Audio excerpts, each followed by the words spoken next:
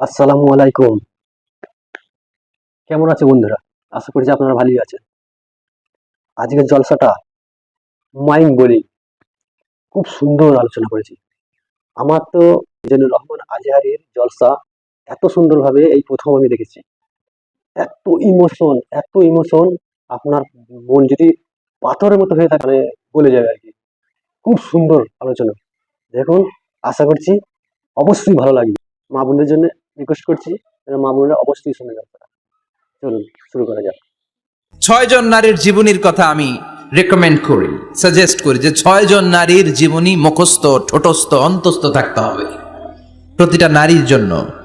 আশা করি মায়েরা বোনেরা শুনছেন, আশা করি আপনারা কান লাগিয়ে শুনছেন, অনুধাবন করার চেষ্টা করছেন। আপনাদের জন্য 6 জন নারীর জীবনী পড়া অবধারিত। সংক্ষেপে বলবো কয়জন গুনেন।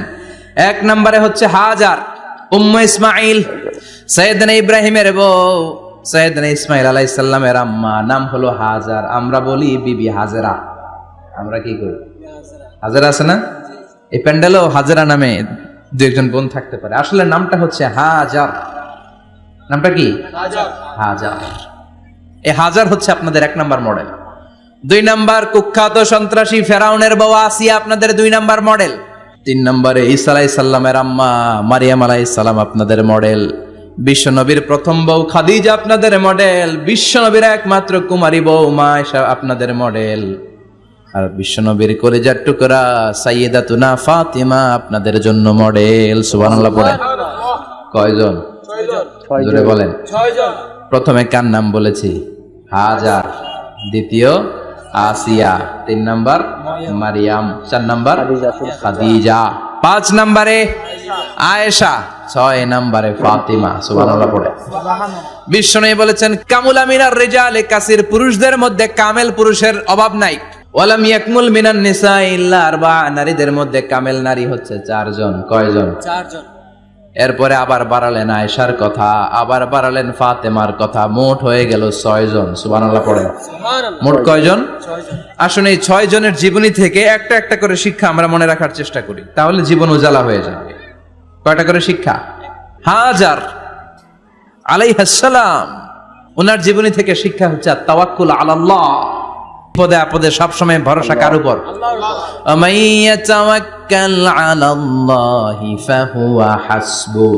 যে ব্যক্তি আল্লাহর উপর ভালো করে তাওয়াক্কুল করে, একমাত্র আল্লাহই তার জন্য যথেষ্ট হয়ে যায়। সুবহানাল্লাহ।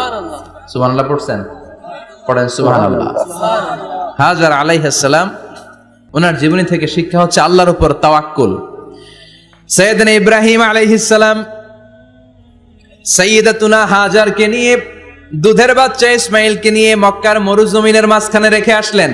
মানুষ নাই, প্রাণী নাই, খাওয়ার পানি নাই, কোনো পশু পাখি নাই, আকাশের পাখিও নাই, কেউ নাই, একটা মাত্র পানির মশক।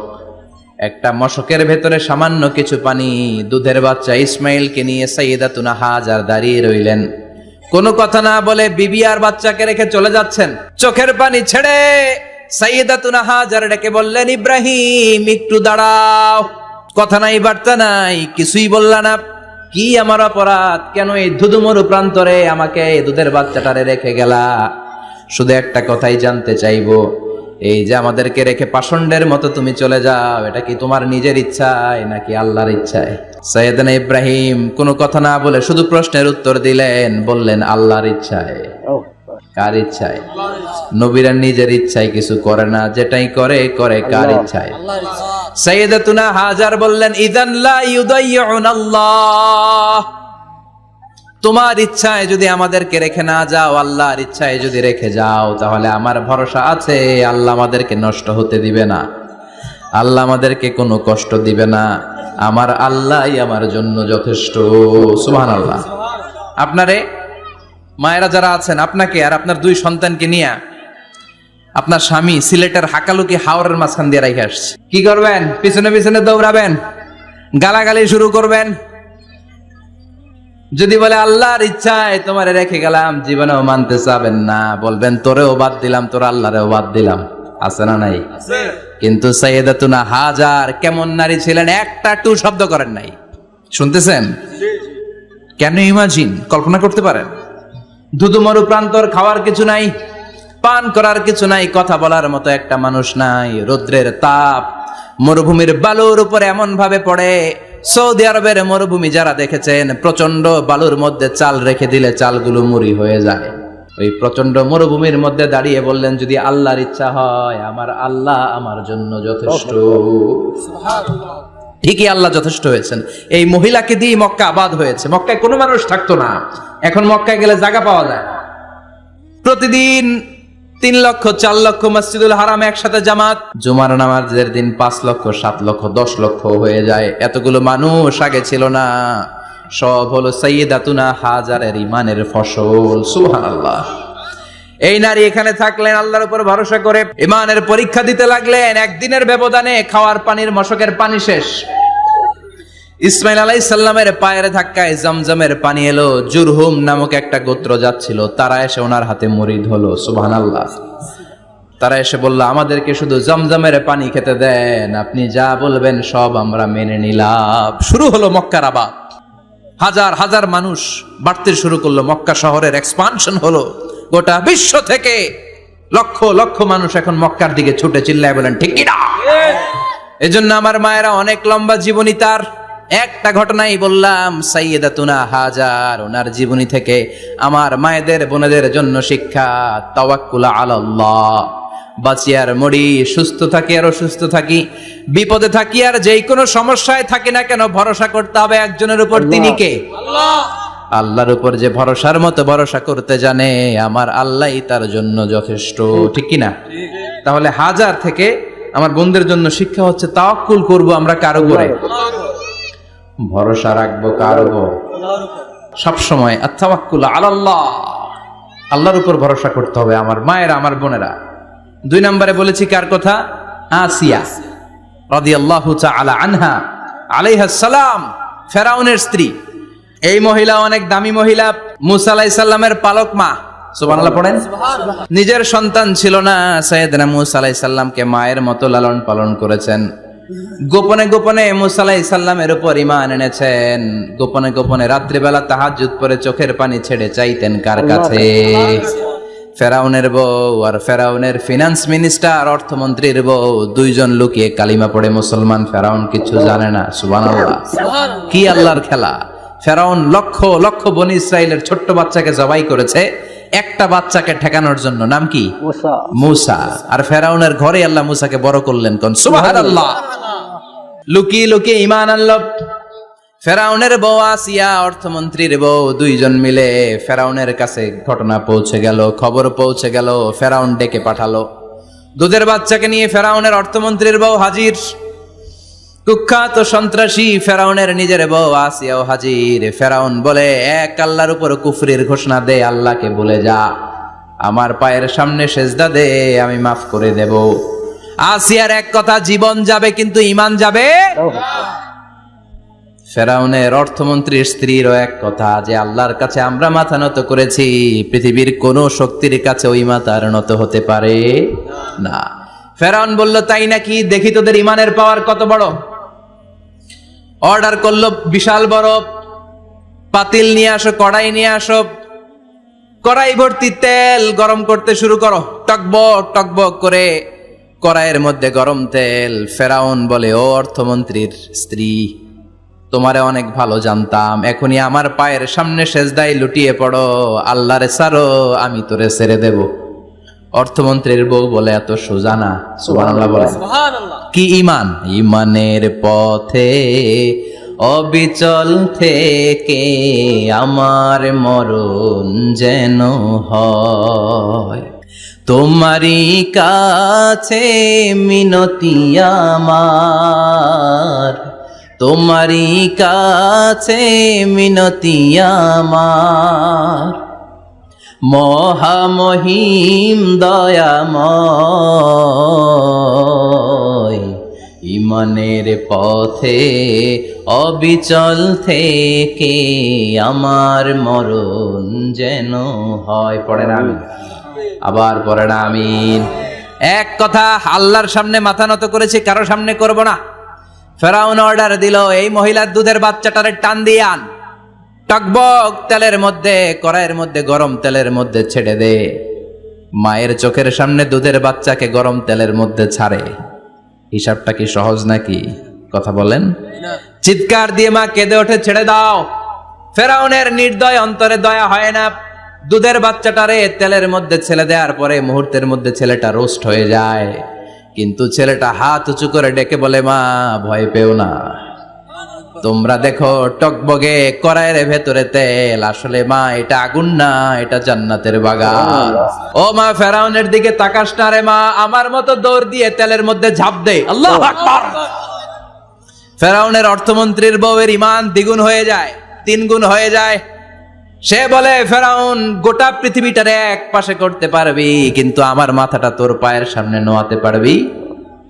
ফেরাউনের অর্থমন্ত্রীর ওই স্ত্রীকে বাচ্চার পরে ওই তেলের মধ্যে ঢেলে দেওয়া হলো। ওই মহিলাটাও রোস্ট হয়ে যায়। বাকি রইল ফেরাউনের বউ আসিয়া।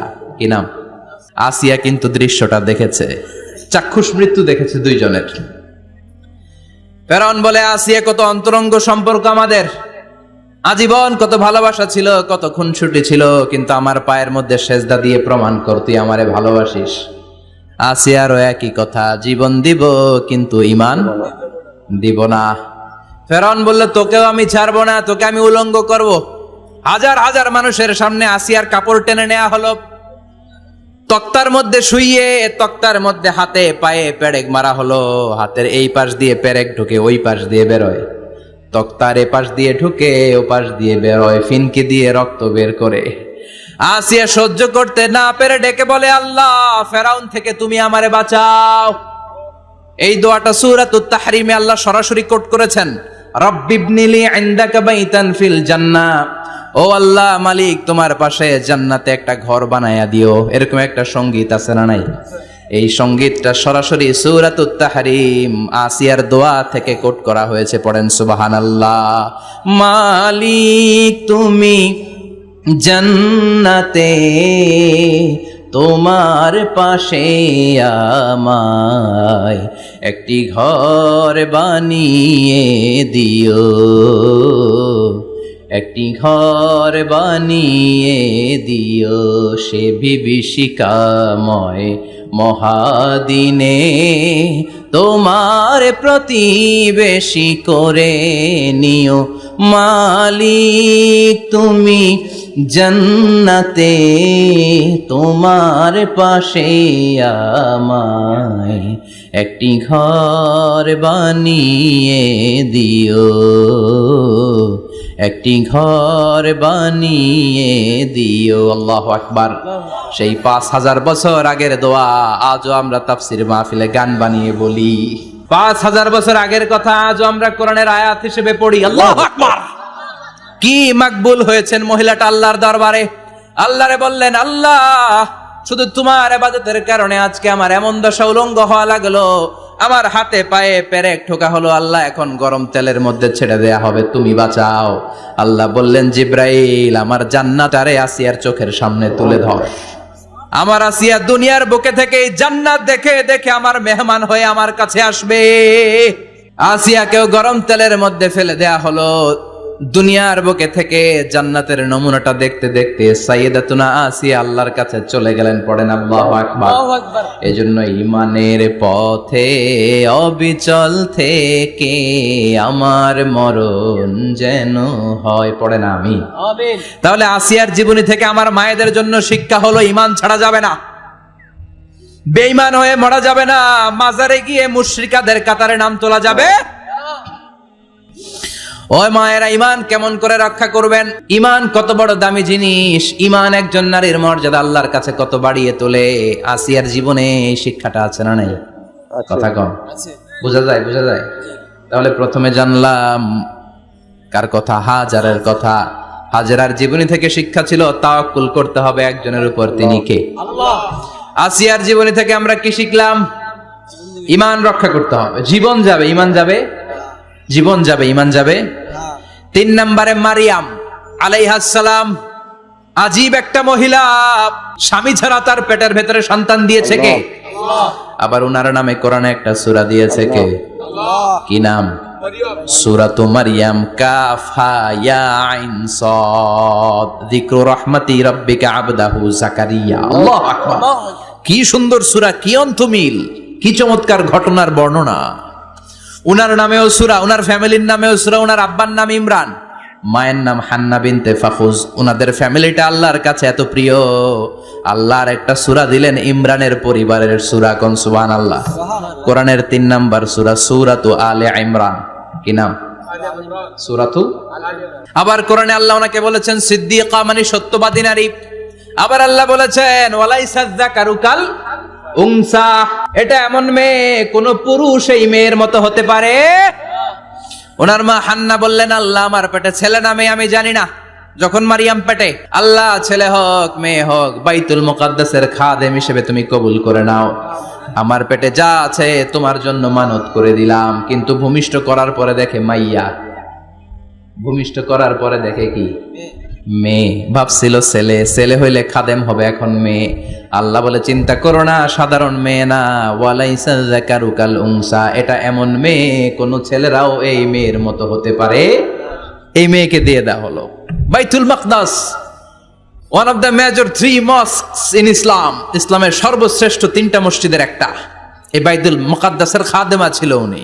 মসজিদ ক্লিন করতো আর ইবাদত করতো, ইবাদতে মশগুল হয়ে থাকতো, পাগল পাড়া হয়ে থাকতো, চক্ষু বন্ধ করে আল্লাহর কথা স্মরণ করত।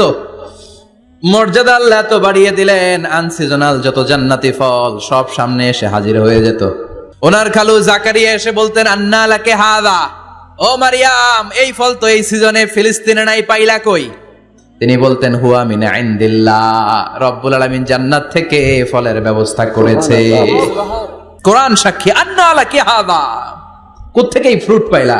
আনসিজনাল, এটা তো এখানে নাই। উনি বললেন হুয়া মিন ইনদিল্লাহ, ইন্নাল্লাহ ইয়ারযুকু মান ইয়াশাউ বিগাইরি হিসাব। আল্লাহ এরকম যারে চায় বিগাইরি হিসাব রিজিক দিয়ে থাকে। সুবহানাল্লাহ বলেন।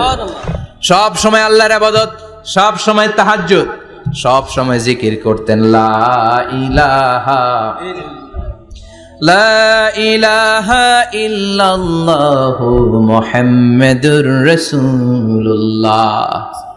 ওনার পুরো জীবনের কোন মুহূর্ত আল্লাহর জিকির থেকে খালি যায় নাই, সব সময় ইবাদতে মশগুল, সব সময় কি?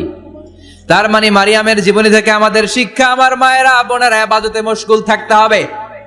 কিন্তু দুর্ভাগ্যজনক হলেও সত্যি, আমার বোনেরা জি বাংলা নিয়ে মশগুল থাকে। ওনারা মশগুল থাকে ঠিকই, তবে ইবাদত নিয়ে না। কি নিয়ে? কথা কন। জি বাংলা কি এখনো দেশে চলে? স্টার জলসা এগুলো চলে, কিরণমালা, এই সিরিয়ালগুলো চলে।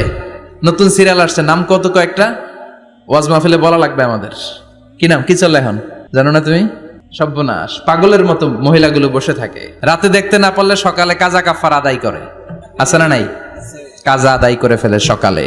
খবরদার, জি বাংলা, স্টার জলসা, হিন্দি মুভি নিয়ে মশগুল থাকা যাবে না আমার বোনেরা। আপনিই পারেন আপনার ফ্যামিলিটারে জান্নাতে ফ্যামিলি বানাতে, আপনিই পারেন পরিবারটারে শান্তিময় করতে। নারী ভালো তো পরিবার ভালো। এজন্য মারিয়াম আলাইহিস সালামের জীবনী থেকে আমার বোনদের জন্য শিক্ষা, ঘরের সব কাজ শেষে অবসর যেই সময়টা পাবো ইবাদতে মশগুল হয়ে যাব, ঠিক কিনা? ইবাদতে মশগুল থাকার দরকার আছে না নাই? তাহলে মারিয়ামের মতো আপনাদের মর্যাদাও বাড়িয়ে দিবে কে? কয়জনের জীবনী গেল? আর বাকি কয়জন শুনবেন? কষ্ট হচ্ছে? এরপরে বিশ্বনবীর প্রথম বউ খাদিজা। কি সুন্দর নাম, খাদিজা বললে ভালো লাগে না? প্রথম নারী যিনি কালিমা পড়ে ইসলাম ধর্ম গ্রহণ করেছেন, আমাদের আম্মা জান।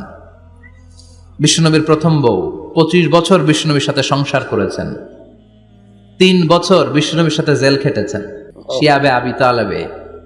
কেমন বউ? জামাইও জেলখানায়, বউ জেলখানায়। বিশ্বনবীর সবগুলো বাচ্চা সন্তান ছেলে মেয়ে এই মহিলার গর্ভ থেকে এসেছে, একজন ছাড়া, ইব্রাহিম। ইব্রাহিম বিশ্বনবীর আরেক বউ মারিয়ার গর্ভে এসেছে, বাকি সব খাদিজার গর্ভে। যে আমরা ফাতেমা, বিশ্বনবীর কন্যার নাম কি? ফাতেমার মায়ের নাম কি? খাদিজা। সুবহানাল্লাহ। ফাতেমা, রুকাইয়া, উম্মে কুলসুম, জায়নাব, এই 4 জনের মাই খাদিজা।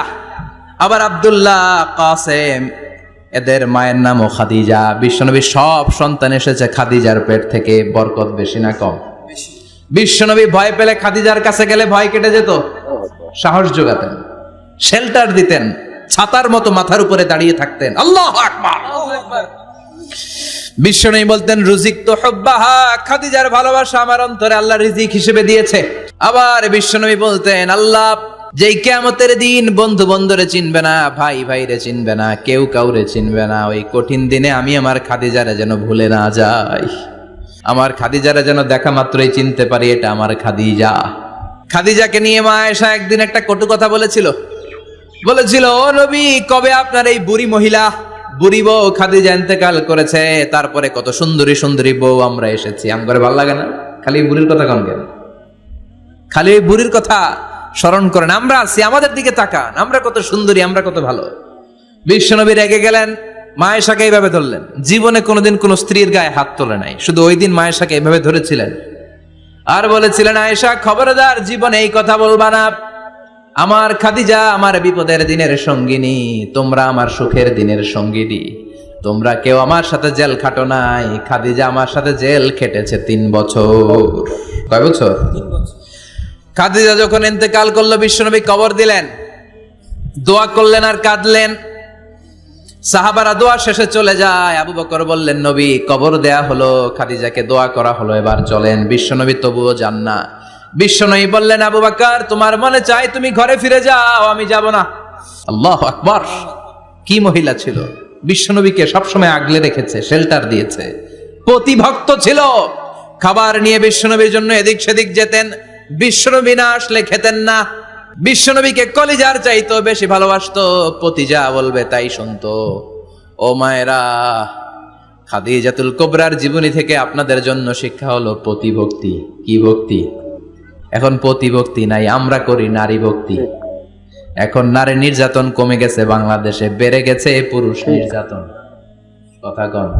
এখন আমরা ভক্তি করা লাগে, আমরা ভক্তি না করলে ঘরে খাওয়ান নাই, এরকম ঝামেলা আছে না নাই? কথা বলেন। মায়েরা বোনেরা, আপনার স্বামী যদি আপনার উপরে নাখোশ থাকে, আপনার এবাদত আপনাকে বাঁচাতে পারবে না। বিশ্বনবী ফাতেমাকে বললেন ফাতেমা তুমি বিশ্বনবীর মেয়ে হতে পারো, কিন্তু আলী যদি তোমার উপরে নাখোশ থাকে তোমার সব শেষ, সব শেষ।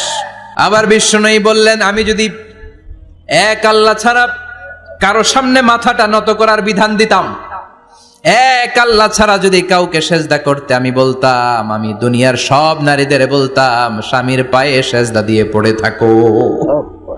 কি সম্মান আল্লাহ দিলেন স্বামীকে। আপনার জান্নাত আপনার স্বামীর ভেতরেই। স্বামীকে সন্তুষ্ট করেন, স্বামীর আনুগত্য করেন, দেখবেন ফ্যামিলিটা সুন্দর হবে। আর স্বামীরা স্ত্রীদেরকে ভালোবাসেন, স্ত্রীদেরকে ভালোবাসার গল্প শোনাবেন, দামি দামি শাড়ি কিনে দিবেন, তারপরে রাত্রিবেলা গান শোনাবেন। শুধু বউয়ের গান, শালির গান না, বাবির জন্য না, চাচাতো বোনের জন্য না, উল্টা পাল্টা জায়গায় করলে গুনাহ আছে না নাই? স্ত্রীর সাথে প্রেম নিবেদন করেন, ভালোবাসা নিবেদন করেন, সংসারটারে শান্তিপূর্ণ করে দিবে কে? তার মানে খাদিজাতুল কুবরার জীবনী থেকে শিক্ষা কি? ভুলে গেছি। কি শিক্ষা? প্রতিভক্তি। কি ভক্তি? স্বামীকে ভক্তি করা লাগবে, তা না হলে জান্নাত নাই। আল্লাহু আকবার। ওয়াজটা শুনলেন তো, কত সুন্দর ওয়াজ, চমৎকার ওয়াজ, লোম সিঁড়ি উঠেছে ওয়াজ শুনে। আশা করছি আপনাদেরও ভালো লেগেছে। এই ধরনের ওয়াজ পেতে আমার চ্যানেলটা সাবস্ক্রাইব করুন এবং আমার সাথে থাকুন, আর বেশি বেশি করে শেয়ার করুন। আসসালামু আলাইকুম রহমতুল্লাহি ওয়া বারাকাতুহু।